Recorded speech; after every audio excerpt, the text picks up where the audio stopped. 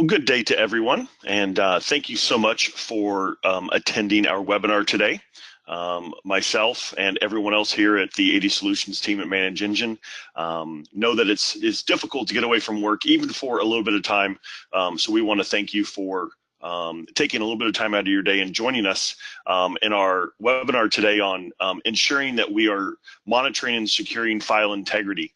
I don't think that anyone questions the importance of making sure that the files and the data we have on our networks is maintained and is stable and isn't jeopardized in any way. And we're going to talk about that today in a variety of different ways to make sure that we get you solutions around this. And we actually not just give you the solution, we show you how to set things up and get things going.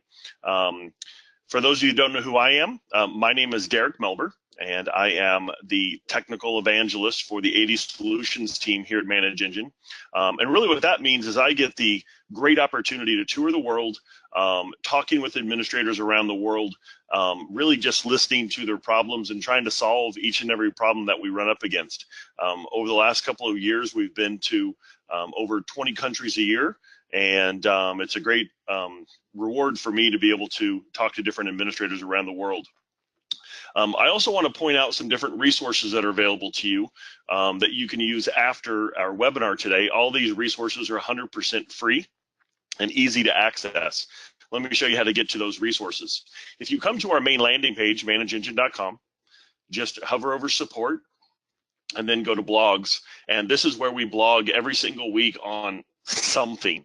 If you actually want to just look at Active Directory information, if I can spell it here, you can just come in and look at our blogs in an Active Directory. Obviously, you could search on compliance, security, whatever it is. So we have a variety of different things that you can utilize here.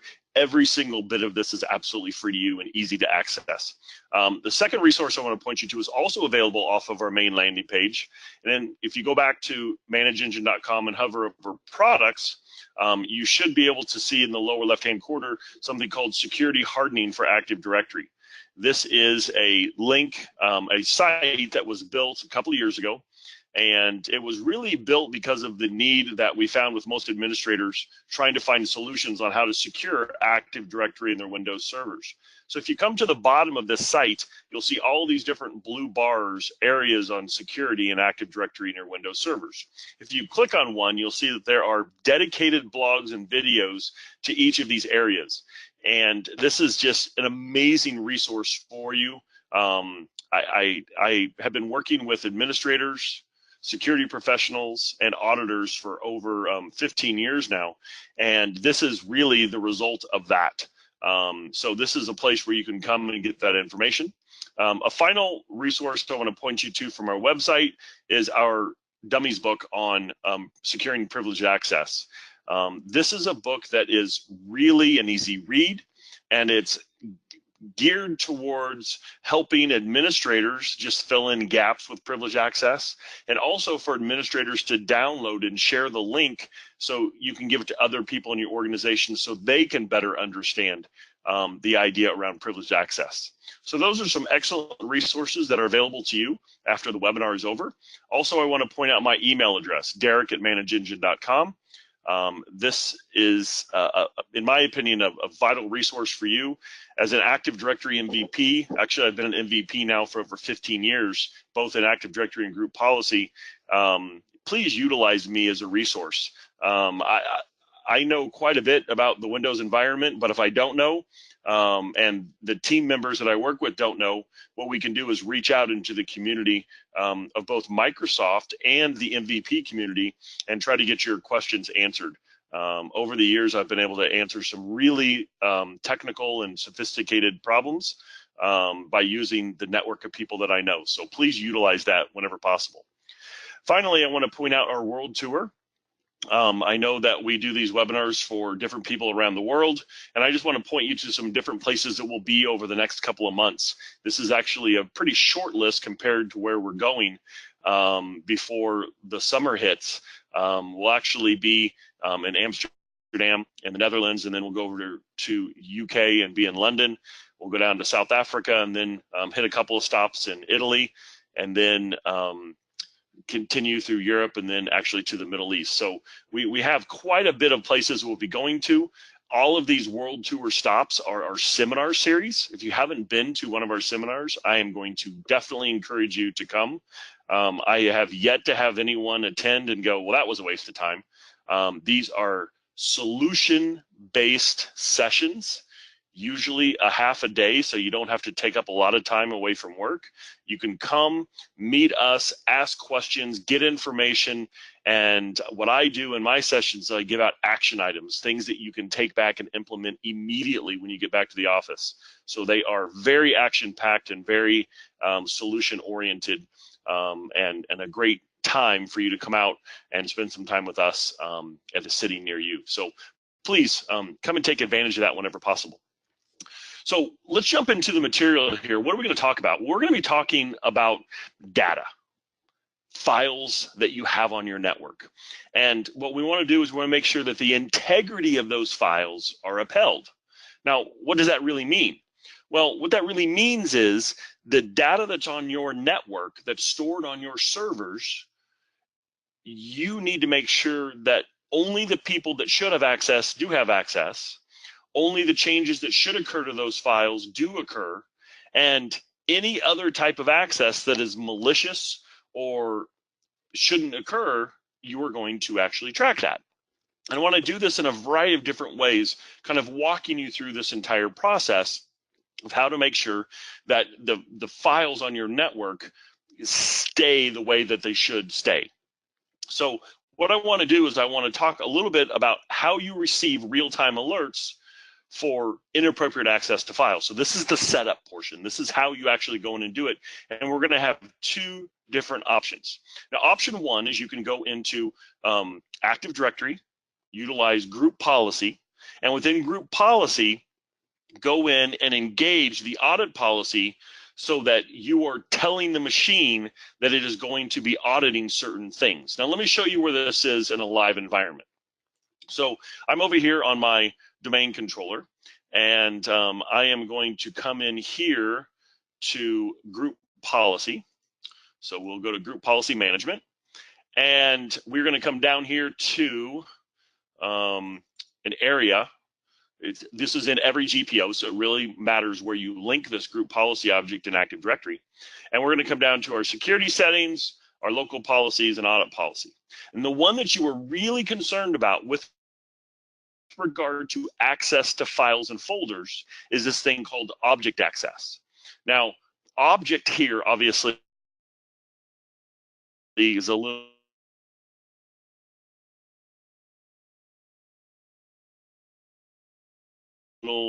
obscure, but Microsoft actually hasn't updated this interface in 18 years now.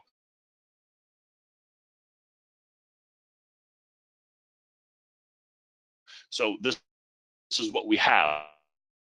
An object really means something that can have an access control list, files,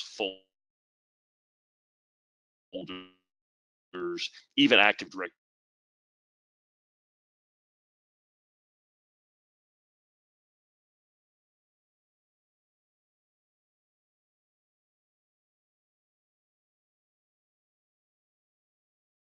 Objects under this category. You can set up file. You actually need to go into the file that you want to track.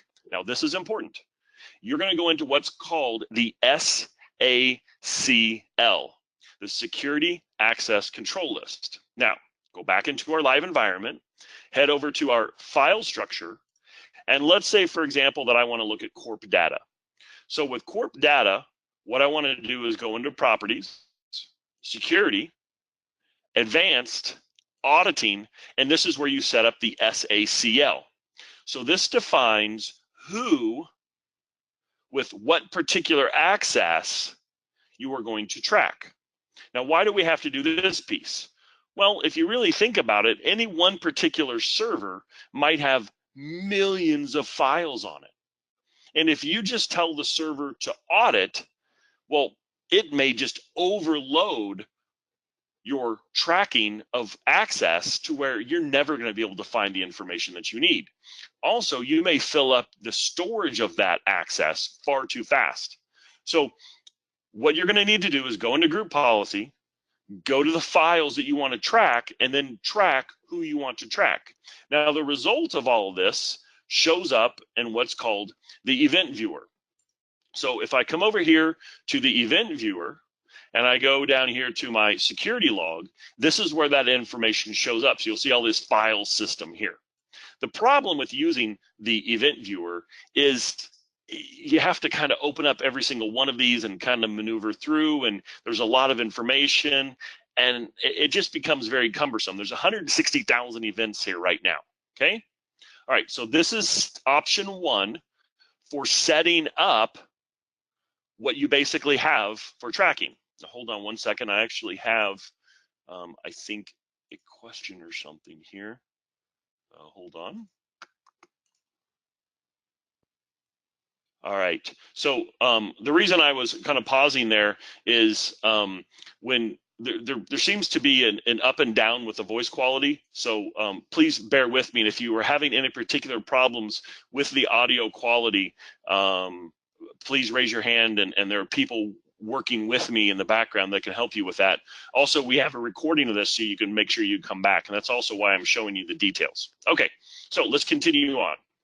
Option two. Option two is that you can use an agent, okay? Now, the agent you're going to obviously have to install on each target computer, but an agent has many benefits, okay? First of all, you overcome immediately the limitations of the event viewer. And there are many limitations in the event viewer. One is space limitations. Two is there's no reporting in the event viewer. Using an agent, you can do real-time monitoring because as the files are touched, you immediately have that agent sending information back to the central location for real-time alerting, for monitoring and whatnot. This also allows for immediate response to attacks, probably the most important one in the list. Because if you're under attack, you don't want it to go through Event Viewer after 5 minutes and then another 5 to 10 minutes you receive an email. It's too late. With an agent, you have real-time information that can be sent to you when things are happening to the files that are most important to you, okay? With an agent, you also have more control over the reporting and monitoring of the access, which I'm going to show you here in just a minute. So with the setup of tracking, you have the two different options. You can use the Microsoft solution with group policy, or you can use an agent-based solution. Now, receiving real-time alerts, this is the second piece of this. Option one is you can actually utilize Microsoft Event Viewer to receive alerts. Let me show you where that is. So I'm going to dive back in here into the operating system. Let's say, for example, this is the event that I want to receive an alert on, right? This 4660. I can right-click here and attach a task to the event. Now, one of the tasks that you can do is send an email. Sounds pretty awesome, right? Well, here's the rub. The rub is that every 4660 event, you are going to receive an email. So if you really don't want to receive emails on everything, well, you're kind of out of luck because the event viewer isn't granular. Also, when you receive the event in an email, it's not as detailed as you want it to be. There's going to be a link back into Event Viewer for you to review that event. So if you have 10 events in a row, you're going to have to jump back and forth between your email and the Event Viewer trying to get the details out. Okay, so this becomes a very limited version, but you can receive alerts in your email using Event Viewer. Now, if you use option two, which is the agent, now you have a much better solution. You have a dashboard. The dashboard can show you events as they come along. You can also receive email alerts, and the email alerts are going to be the full detail of everything that's going on with that access. You have granular control around what you want to get information on. So you can do it on access. Let's say if someone tries to delete versus modify, you can do individual files and folders. So for this file, you can do a moderate level event. For another file, you can do a critical level event. You can also do it based on users and groups. So if certain users or groups of users gain access, you can flag alerts. So it gives you the granularity that you need, okay? The alerts do contain the detailed information, and you can actually activate a script at the back end. So utilizing a tool that's designed around real-time alerts gives you this power. Now, this is that interface of what we're going to do when we go set up the alert. You'll see that you have full details around the action. This would be the level of access, what object you want to monitor, whether you want to do files, folders, or everything. And then you can actually look at file types. We're going to look at a precise example of this. You can send an email, execute a command, and then of course you can have thresholds that I was talking about earlier.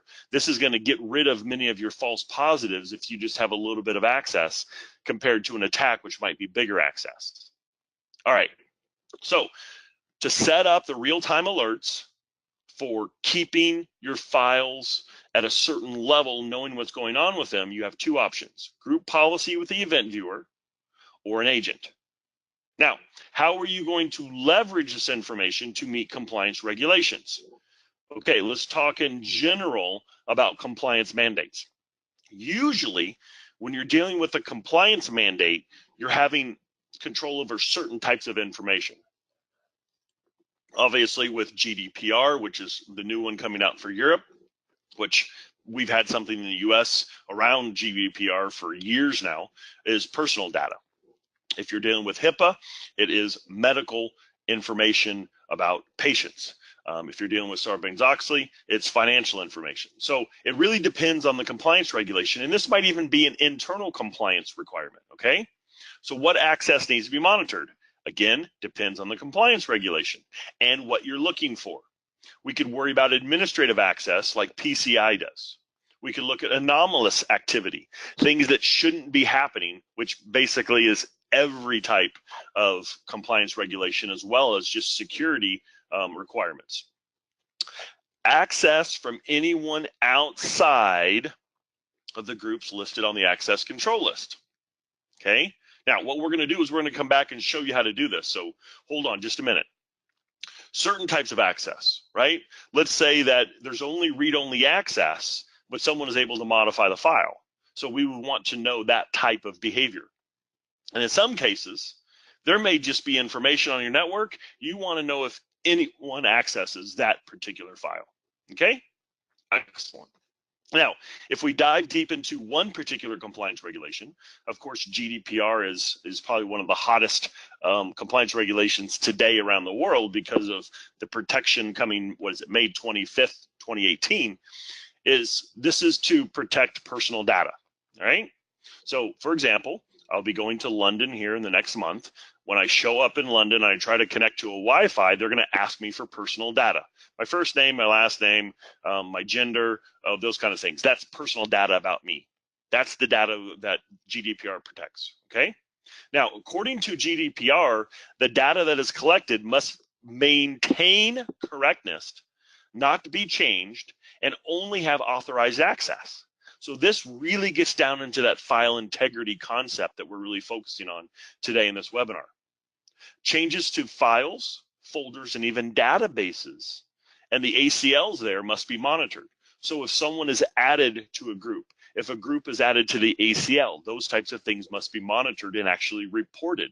What I'm suggesting that you actually send alerts out so the security professionals in charge of protecting that information know when things are changing. Reports must be available to show the access to the personal data. So if you were audited and they say, okay, last month we want to know everyone that accessed this personal data, you're going to have to be able to go back in time and run these reports to meet the compliance regulation. If you are breached, you're going to have to do complete forensic analysis and reporting, proving to the authority board that you know how the breach occurred and you have sealed up that particular hole. You also have to report in GDPR what was the extent of the breach in terms of what was affected and all that other detail. So now you can kind of see full blown why you need to have this file integrity monitoring and reporting in place.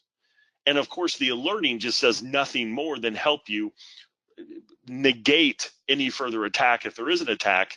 And also, let's be honest, if you can actually get an alert on a group membership change and you can actually get that user out of the group before the attack occurs, you actually just completely negated the attack completely. It's fantastic, okay? Awesome. Now, how do you leverage monitoring and alerting to meet compliance regulations? Let me walk you through each and every one of these to show you how this occurs. Now, let's first of all talk about access control lists. Let's dive into the operating system and let me show you what I have here. Now, inside of my Active Directory environment, I have a folder here, or I'm sorry, an organizational unit called GDPR, and I have a group called GDPR Modify Access, and Chris is a member of that group, okay? Now, as a design idea, this is what I recommend that you do. If you are under a stiff compliance regulation like GDPR, you should actually isolate the groups and users, or specifically the groups that have access to the data so that you can control them and monitor them more easily, okay? Now, what you do at this point is that you're going to go to the GDPR folder and you can actually look at the properties to see who has access. So notice that GDPR modify access is actually here for this group, okay?